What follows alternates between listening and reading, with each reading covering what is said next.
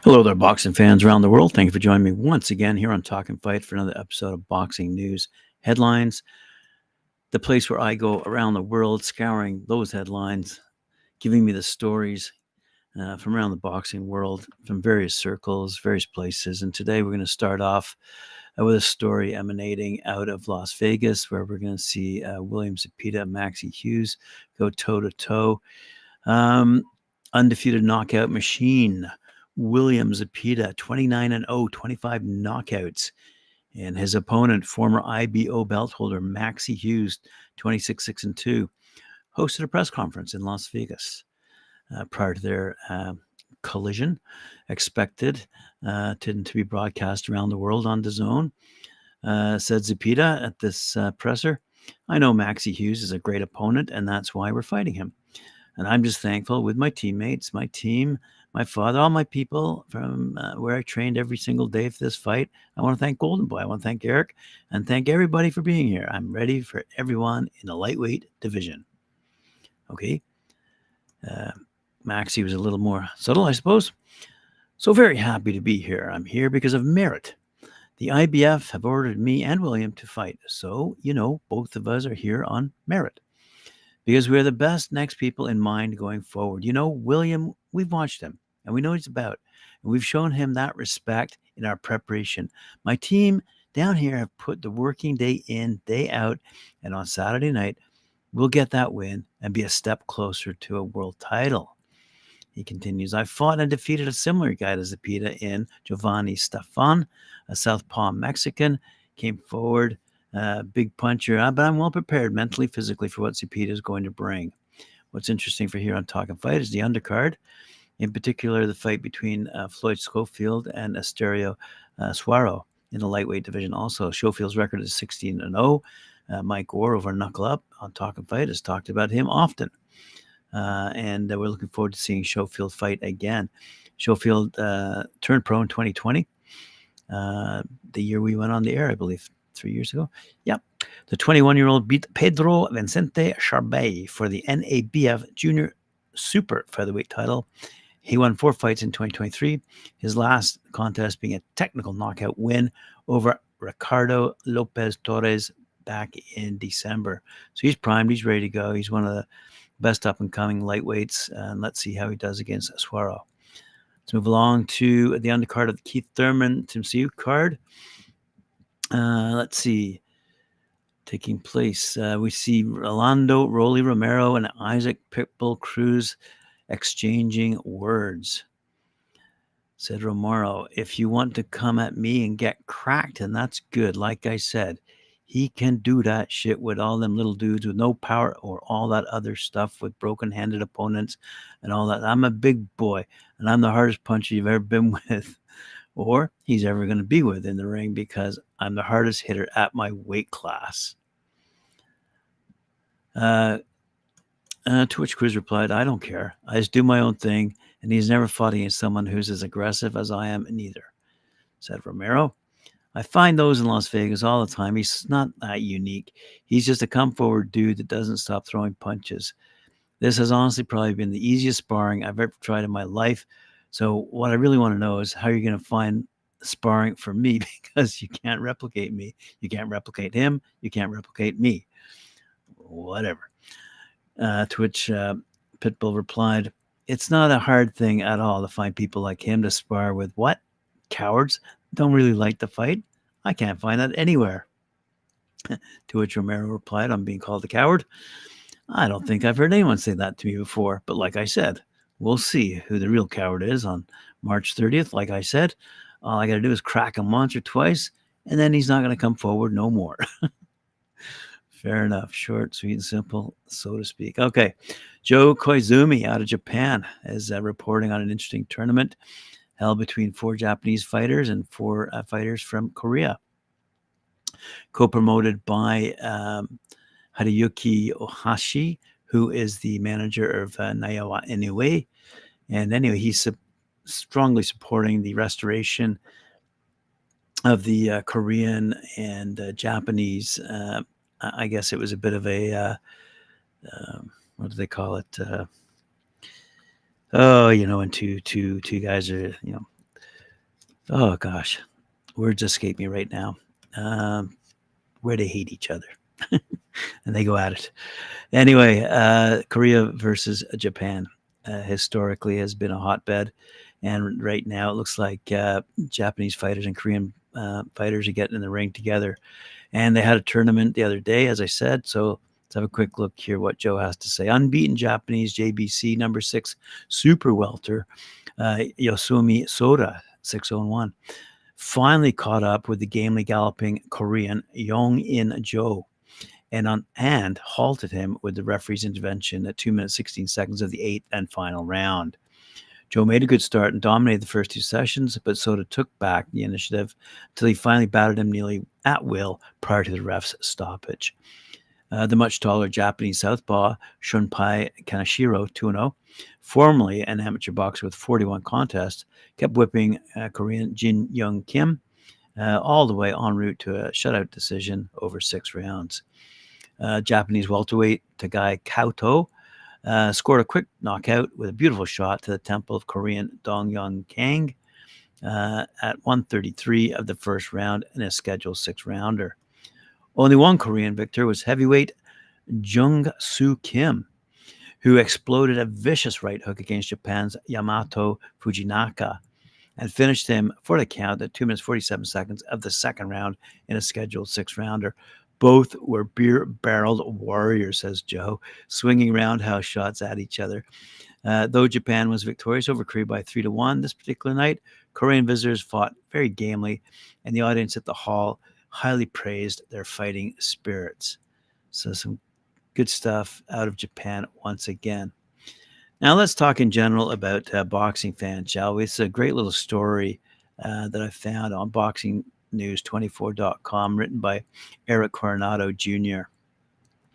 It's a lengthy one. I won't read all of it, but he first of all describes boxers in general. Boxers are intriguing people, he says. For the most part, they lead disciplined lives, many abstaining from drugs or alcohol. Emphasis on the word many, I suppose. They become masters of their bodies, learning about nutrition, exercise, and discipline in ways that most people never begin to understand. They train day in, day out until their moment arrives. We wrap their hands, lace up their gloves, send them into battle with only two hands to strike with, and they do their best to set traps, split guards, and use those same weapons to guard and parry with. Many people go their entire lives without ever experiencing a liver shot or having their equilibrium disrupted. Most people become extremely anxious at the thought of conflict, yet just as a runner ties their shoes and goes for a jog, a boxer will lace up their gloves and have a spar. It is a captivating, thrilling, and beautiful sport.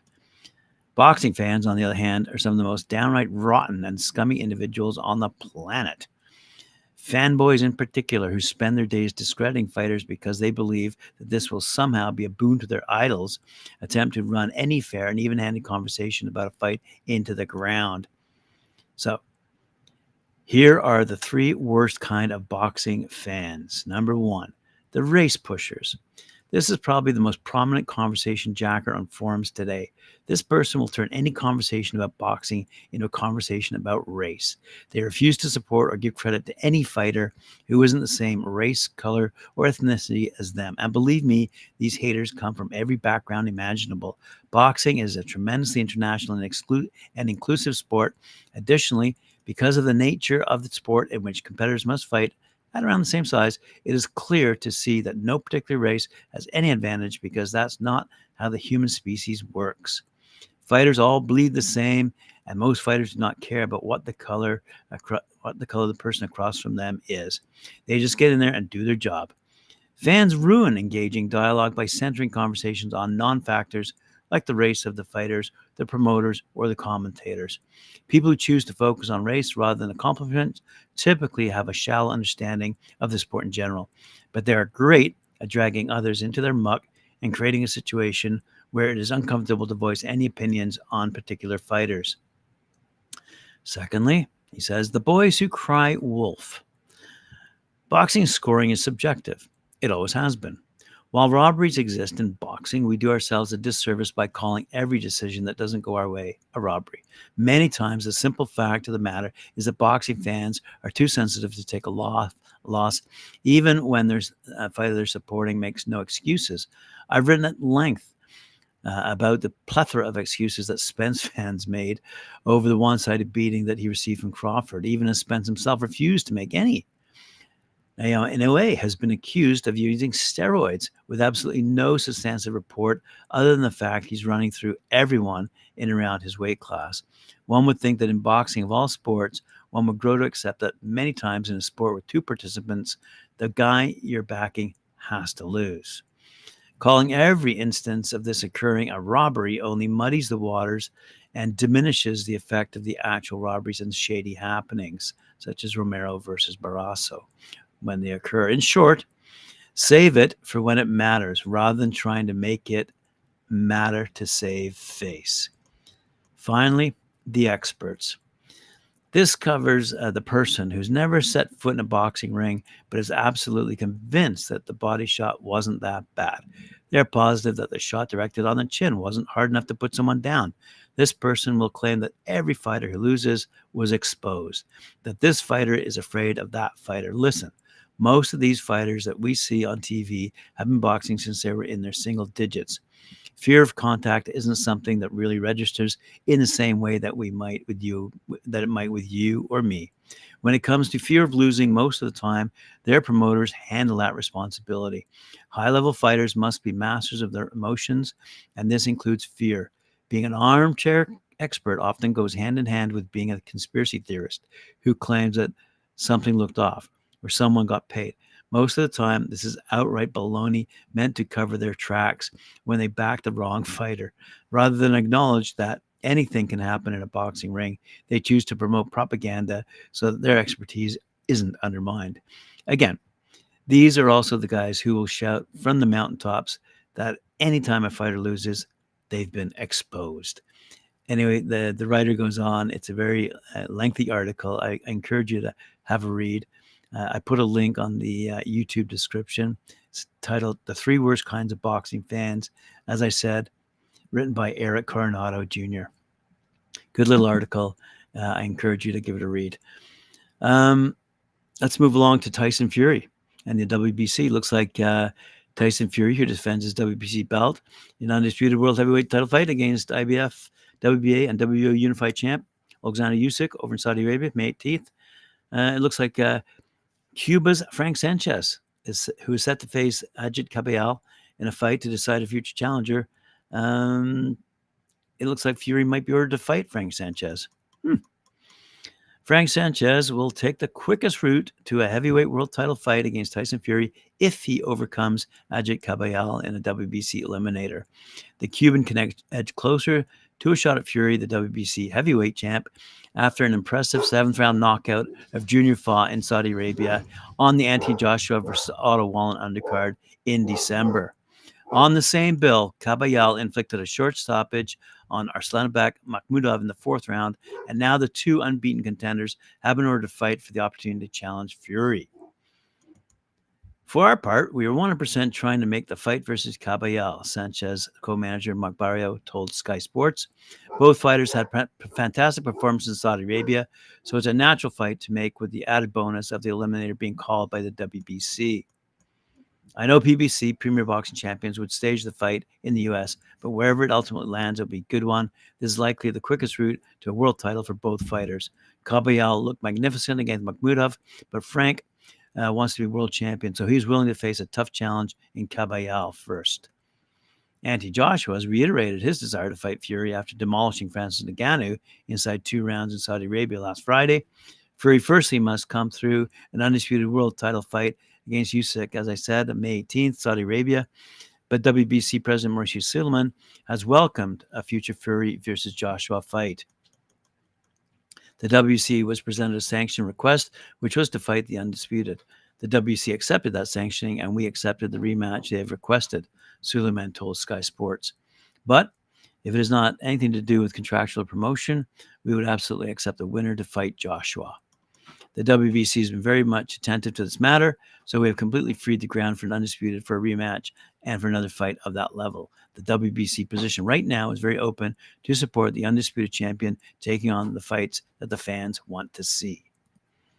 And speaking of Tyson Fury and Mauricio Suleiman, It looks like Suleiman wants there to be 6 judges for this fight against Usyk rather than the usual 3.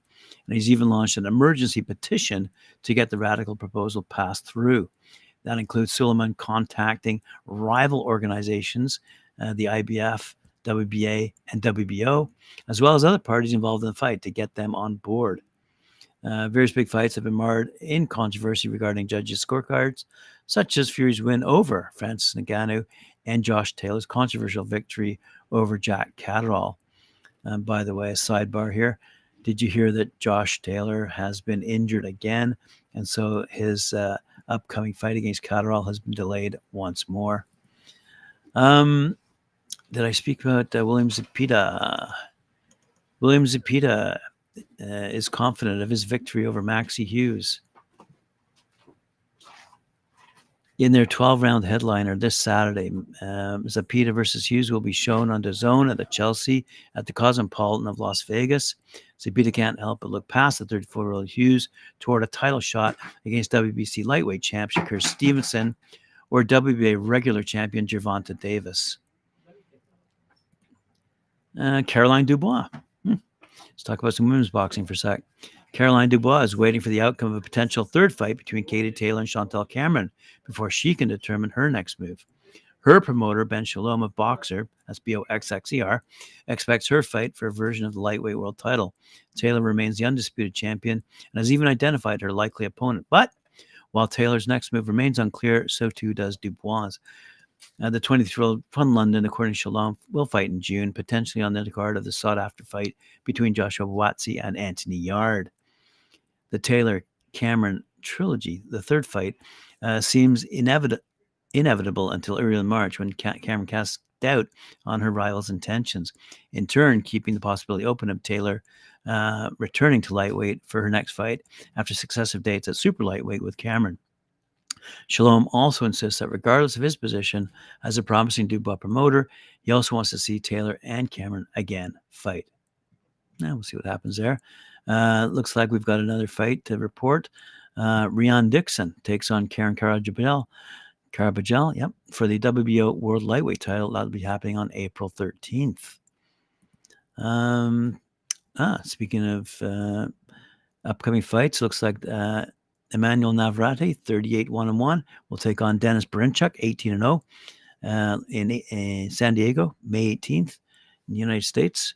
At stake in the meeting will be the vacant belt of the world champion under the WBO lightweight division. And we can also add that Navarrete has already been champion of that flyweight, featherweight, and bantamweight divisions. And a potential win would give him championship status in a 4-weight limit. Very good for him. Alrighty, let's have a quick look and see. I've already reported on Josh Taylor and Jack Catterall, so we'll just skip that one.